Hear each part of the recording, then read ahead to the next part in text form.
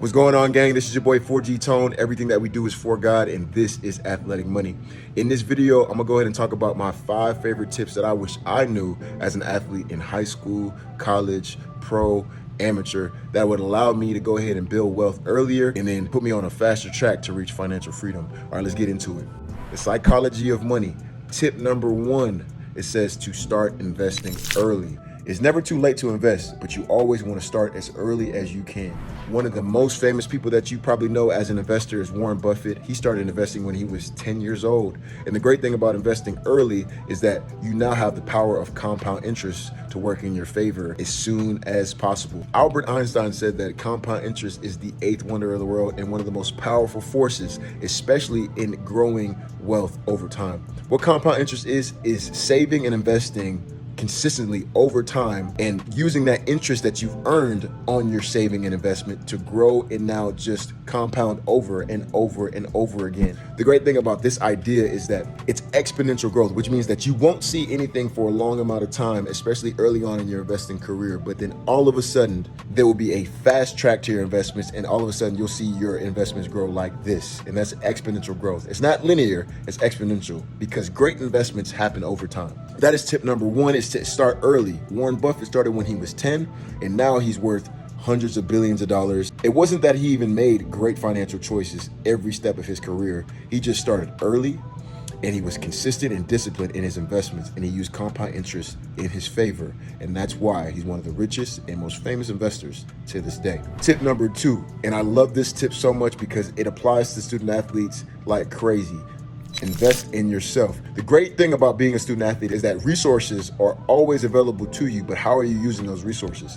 You've already put in so much work to develop a skill set that people see you as valuable to now pay for your school, room, board, food, transportation, flights, to games, health insurance, and so many things that people are now paying for you because you've acquired a skill set that people value and they appreciate. All right, but how are you using your time?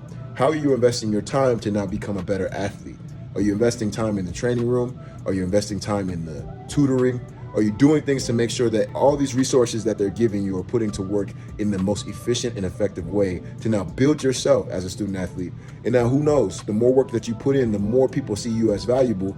Now professional teams are looking at you and saying, we need to invest in this kid. He can win us some games. She can win us some games. There's a lot of things that go into investing to yourself that's not just money. How are you using your resources? There's so many things that you can invest in yourself that now increase your value over time. Not only in your physical performance, but now you are a student athlete. You've heard of NIL deals. How are you going to build your brand? Are you going to invest your time in building your brand? Are you going to invest especially a little bit of your extra money and now making videos, sending it over to an editor, and now getting that info out about you so now that you can build your wealth now with just an extra form of income with sponsorships, deals?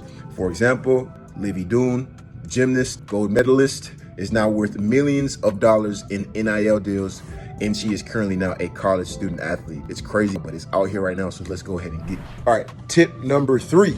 This is a great one because with all these things going on with the transfer portal and the NIL deals, I hope that this idea isn't lost within student athlete these days. But tip number 3 is to practice patience. Patience is so important because a good investment always takes time. You're gonna have so many get-rich-quick schemes, get-rich-quick investments that seem like they're great for now, but are incredibly risky to your financial career. And it's okay to take risk, but understand that great investments take time. Risky ones that you see are gonna be your NFTs, a couple crypto ideas. Crypto's not terrible, I'm not saying that, but I'm just saying that great investments are gonna take time, and it's worth it in the long run to know that I've been investing consistently over time, and my fruits have now come to fruition because of my decisions that I've made in order for my future self to be in a great spot financially. Tip number 4 is to diversify.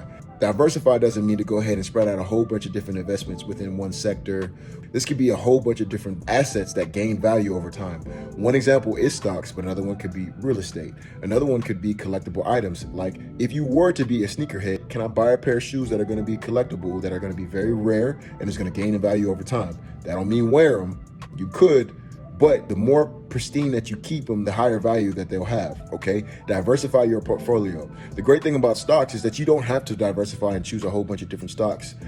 Mutual funds, index funds, exchange traded funds already do that for you. You can go ahead and invest in one ETF, which is an exchange traded fund, and that's already your diversified portfolio, and you just let that thing rock for however long if you consistently invest and go ahead and put money within that one ETF. Who knows where it can be in 10, 20 years. And tip number 5, something that I struggle with like crazy as a student athlete, is prioritizing savings.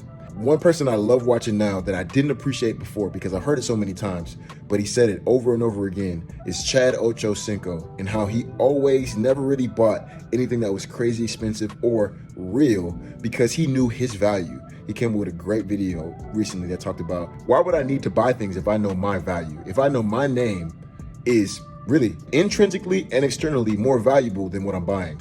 I'm not gonna buy a $50,000 chain. I'm not gonna buy a $50,000 watch.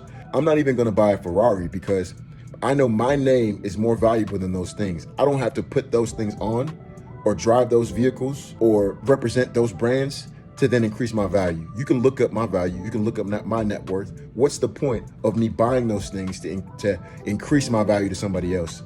And that's the greatest thing ever. I realized that even when I stopped playing ball. People do appreciate you if you do play a sport, but you don't even have to play a sport. People just gotta like who you are. You can increase your perceived value to people in the room because of the presence that you bring. This is a $2 t-shirt from Walmart. This chain was given to me as a gift. I bring to the table my value and my presence, and people see that as valuable. Do you make people laugh? Do you make people smile? That is very valuable. If you work a job, are you doing your best at your job to then now bring that company value? Okay, everything works from within. You don't have to put something on to increase your own value. And that is an incredible tool to help you save, especially on what student athletes love to buy. Expensive t-shirts, chains, sunglasses. You don't need any of those things to help you increase your value or your likeness or your love.